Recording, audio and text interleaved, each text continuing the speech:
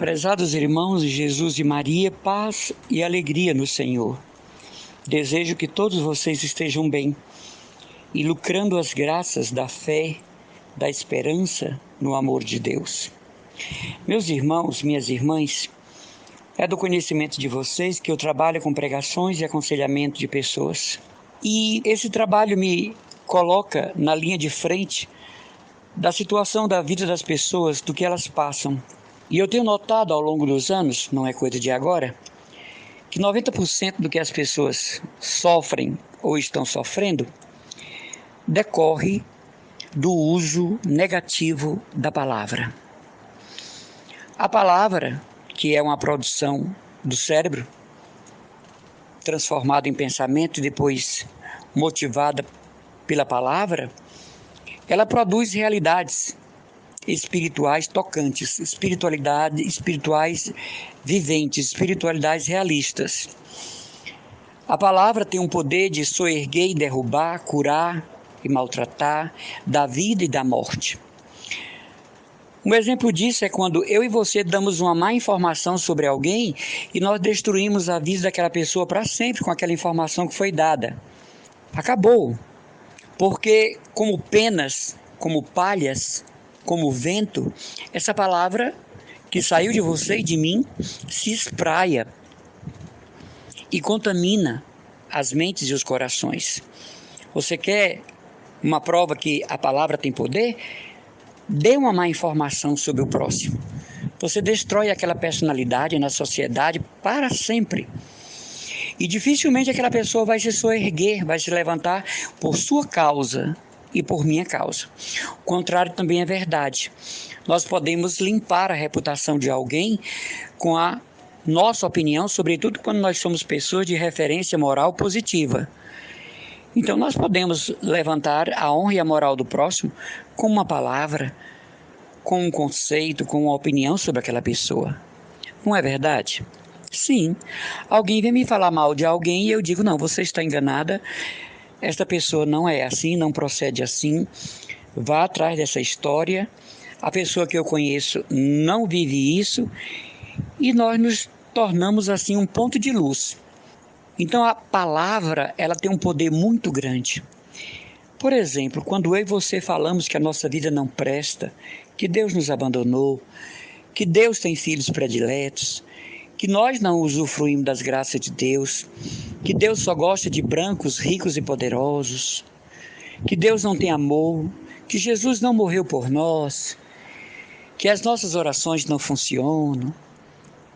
Eu outro dia conversei com uma senhora que disse que tinha feito 3 vezes a novena Nossa Senhora do Rosário de Pompeia e aquilo é uma grande farsa, é uma grande mentira. E eu perguntei para ela se o que ela estava pedindo nas 3 novenas a Nossa Senhora do Rosário de Pompeia, primeiro, se não era pecado o que ela estava pedindo, se não era para prejudicar alguém, e se não iria comprometer a sua salvação, porque são as 3 condições para Deus nos atender. O que eu peço em oração não pode ser pecado, não pode ofender ou destruir o outro, e nem pode comprometer a minha salvação. E ela ficou sem saber o que dizer. Porque nós somos todos conhecedores do poder da fé em Nossa Senhora do Rosário de Pompeia.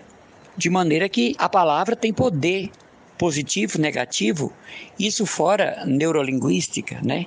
Isso fora filosofia clínica, isso fora o pan-positivismo, isto fora as crenças e lendas budistas. Nós estamos falando de realidade teológica. Jesus verdadeiramente vai dizer para nós que o que contamina o homem não é o que entra, é o que sai.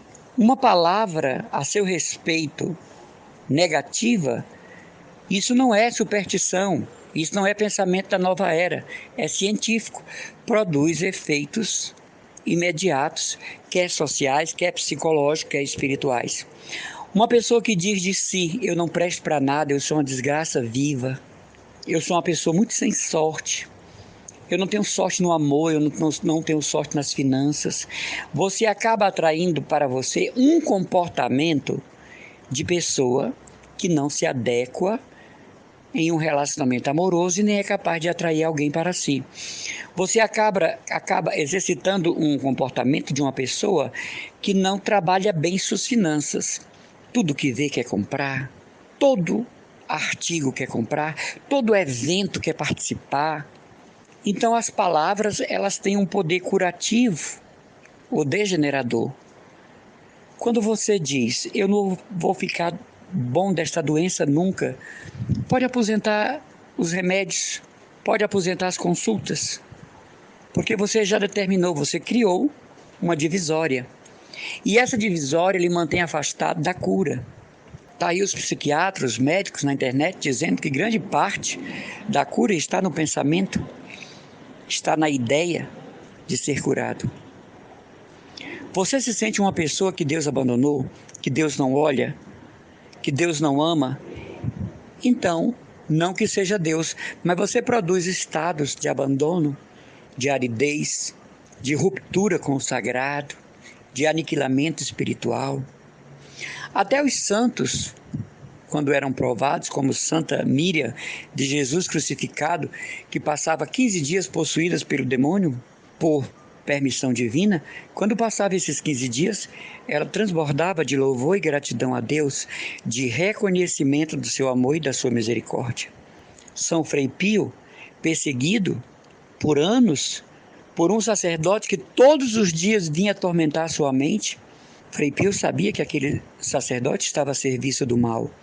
O recebia com muita caridade e não se abalava com o que ele dizia e com as ameaças que ele fazia, porque Frei Pio sabia um segredo moral muito grave daquele sacerdote. E só disse esse segredo moral no fim da vida, e esse sacerdote ficou estarrecido, porque ele julgava que ninguém sabia desse pecado moral. E Frei Pio sabia o tempo inteiro. A bem-aventurada Rosa Gatorno foi muito atribulada pelo demônio e por algumas filhas, filha de Santana. Mas a bem-aventurada Rosa Gatorno sabia que era Deus quem permitia e, por incrível que pareça, ela louvava a Deus por aquelas mortificações. O que eu digo tem poder no aqui e agora, no espaço limitado em que eu vivo. O que eu falo pode construir, pode destruir. O que eu falo pode criar uma situação que nem existia. Quando você fala que alguém disse algo de você e alguém não disse isso, pela lei e Constituição, isso é crime o que você fez, se chama falso testemunho. Veja, a palavra criou o que o outro não disse de você. Então é passível de processo contra você, de indenização financeira e em alguns casos até de prisão. A palavra. Quando eu e você vemos um episódio e saímos contando uma outra versão do que houve, isso é crime. O nome disso é omissão da verdade, calúnia, difamação, impropério, contraposto. Então a minha palavra me prejudicará, a minha palavra atrairá a força da lei para me punir e eu serei obrigado a indenizar aquela pessoa, ou então eu irei parar na cadeia por ter dito isso e manchado a sua reputação social.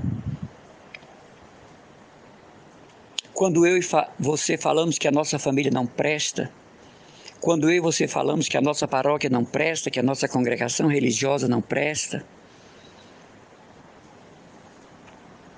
então esta palavra cria um contexto negativo onde eu estou como que inundado. Não é também aquela passividade positivista da Poliana, né? Poderia ser pior. Tudo está bem, tudo é uma bênção, a vida é uma alegria. Não, a vida é um contorno. Muitas vezes a vida traz consigo alegrias e tristezas. Como dizia um certo autor, a vida é uma coxa de retalhos. Como dizia Cora Carolina, né? A vida é uma coxa de retalhos. Mas a minha palavra, o que eu digo quando sai, não tem mais retorno. Eu posso até me desculpar, mas já foi dito. Eu não sei se você perdeu amizades por causa da palavra. Eu não sei se você perdeu relacionamentos por causa da palavra. Eu não sei se você perdeu casamento e emprego por causa da palavra. E hoje você tem que suportar o amargo peso de uma palavra, de uma frase, de um conceito que foi dito que você deveria ter silenciado, que eu deveria ter silenciado. Sim, eu já passei por isso. Eu já tive que, no calor da emoção, dizer coisas que me prejudicaram grandemente até hoje. Assim como pessoas disseram coisas de mim que me prejudicaram até hoje. Eu preciso supervisionar as minhas palavras. Eu preciso corrigi-las, adequá-las, evangelizar minha fala. Porque eu vivo em sociedade e, sobretudo hoje, com tanta lei para aquilo, lei para isso, lei para aquilo outro, haja visto que tudo hoje se transforma em processo, a gente tem cuidado. Se nós ouvirmos uma história contra alguém e não foi possível evitar ouvir, silenciemos. Não vamos dar a nossa opinião. Às vezes alguém chega para mim e diz: irmão Emanuel, eu estive em tal canto e o padre disse isso com o senhor, acabou com o seu nome. A freira acabou com o seu nome. Eu fui lá em um determinado local onde vivem religiosas enclausuradas e elas acabaram com o seu nome. E aí eu pergunto para esta pessoa: quando você estiver com essa pessoa, faça essa pergunta: você vive 24 horas com o irmão Emanuel? Você mora vizinho? Você já trabalhou com ele? Você conversa com ele sempre ou todos os dias? Se a resposta for não, desconsidere as informações. Porque ninguém pode falar sem morar próximo, sem conviver sempre. Quem convive com o outro, ainda assim precisa dar um desconto aos seus procedimentos. Então, se eu divulgo o que eu ouvi do outro, eu sou tão criminoso quanto quem me trouxe a informação. Eu sou tão criminoso quanto quem me fez pensar o contrário do meu próximo. Tem gente que é assim, né? Ouviu falar e já assume uma postura contra aquela pessoa. Idiotice em alto grau, ignorância em alto grau e o que é pior, né? Criminalidade. Porque eu considero isso um crime, você se inflamar com o que disseram de alguém e você sair agora repercutindo isso em cabeleireiro, em shopping, em loja, em pastoral, em grupo de oração. É um crime contra a honra e a moral do próximo. E você e eu vamos responder diante de Deus, lá Mateus 7, né? Com a mesma medida que você medir, você será medido. Então, minhas irmãs, quando eu escuto uma freira, um padre, um consagrado, uma monja de clausura, falando mal do próximo pelas grades, eu imagino a vida daquela irmã na clausura. Deve ser uma peça muito boa, né? Aquele padre deve ser uma peça muito boa. Aquele leigo deve ser o terror da sua paróquia. Porque nele ou nela não reside o Espírito Santo. O Espírito Santo não difama, o Espírito Santo não joga brasas sobre a honra e a moral do próximo, provocando um incêndio criminoso, que é a difamação. Você está doente? Diga: eu desconheço essa doença em mim, em nome de Jesus. Você está com depressão? Diga: eu desconheço esse estado depressivo em mim, em nome de Jesus. Não é sintomático e nem é tão somente criativo, é existencial. Você está passando por uma necessidade material? Diga: eu desconheço tal situação, uma vez que sou assistido, que sou assistida pela divina providência de Deus. Você está sendo perseguido e caluniado por alguém? Diga: eu desconheço tal situação, porque por mim, para limpar minha honra, para dignificar minha moral, morreu Jesus na cruz. Ele é o meu justificador. Por isso não aceito que ninguém difame o meu nome, desonre a minha moral. Eu desconheço o poder da palavra desta pessoa contra mim. Ore assim, reze assim. Você verá resultados. Não é coisa de neurolinguística, não. Não é coisa de treinamento kármico. Não é coisa de budismo, de nova era. É evangelho puro. Pedi e recebereis.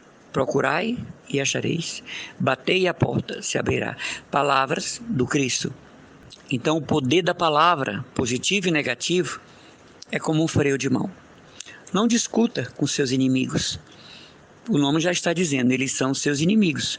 Qual é o desejo do inimigo? Destruir você, não ficar nem as cinzas. E pior são os inimigos que fazem isso em nome de Deus. Foi Deus que me inspirou. É pelo bem da igreja, é pelo bem do evangelho, é para a honra e glória do nome da igreja. Você imagina uma pessoa de Deus, um sacerdote, uma freira, uma monja, um leigo, maltratando e caluniando o próximo e dizendo, é pelo bem da igreja, pela limpeza da igreja. Então deveria começar limpando por si mesmo, né? Deixando a vida religiosa, deixando o sacerdócio. Porque um sacerdote que fala mal de você, com que direito ele perdoa pecados na confissão? Tem uma coisa errada ainda, né?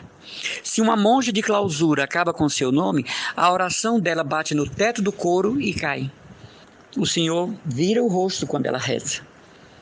O Senhor vira a sagrada face quando ela levanta as mãos pedindo pela humanidade. Jesus vai dizer, vai, volta, reconcilia-te com o teu próximo, está no Evangelho. Depois vem e faz tua oferta. Então, uma monja de clausura que nós cremos, né? Elas estão lá rezando por nós. E ela difama você, é mentira a vocação dela. É uma grande farsa. E às vezes faz jubileu de prata, jubileu de ouro, uma vida mentirosa. Porque Jesus disse, reconcilia-te primeiro com o teu próximo, depois vem. E não só uma monja de clausura, mas uma religiosa de vida ativa. Tanto burburinho nessas comunidades, tanta fofoca, tanto fuxico, que as religiosas estejam fora disso. Que as noviças e postulantes, seminaristas, vocacionados, estejam isentos desta culpa. Santa Teresa dizia uma coisa que é verdade. Deixem que falem mal de vocês, mas que nunca seja verdade. Então, caros irmãos e irmãs, hoje a nossa reflexão, né? O poder da palavra. Abençoe seus projetos, abençoe seus negócios, abençoe sua faculdade dos seus filhos, seus netos, abençoe a profissão da sua filha com palavras, abençoe a profissão dos seus netos com palavras, abençoe o negócio que o seu genro abriu com palavras, abençoe a saúde da sua filha que está fazendo sérios exames. Às vezes nós somos tão maus que uma parenta está com câncer e nós falamos assim, que Deus faça o que for melhor para ela. Essa oração, gente, está acompanhada de malícia. Não, peça a cura dessa pessoa. Senhor, se esta doença te envergonha, tu não és Deus. Mas se tu és Deus, cura. Se é tua vontade, prepara esta pessoa para o que tu queres. Porque também tem isso, né? Tem pessoas que terminaram a sua jornada, terminaram a sua missão, fazer o quê? Mas o primeiro momento não é dizer, meu Deus, seja feita a vossa vontade, que seja feito o melhor para ela. Isso é como Pilatos fez, né? Lavar as mãos. Não, brigue em oração pela cura da sua cunhada, pela cura da sua irmã, da sua sobrinha, da sua irmã. E o que é brigar em oração? É assumir um posto de valentia na intercessão. Não é desafiar a Deus, é tratar com intimidade. O Senhor abençoe. Derrame graças. Irmão Emanuel Maria, Comunidade Católica Cristo Dominus.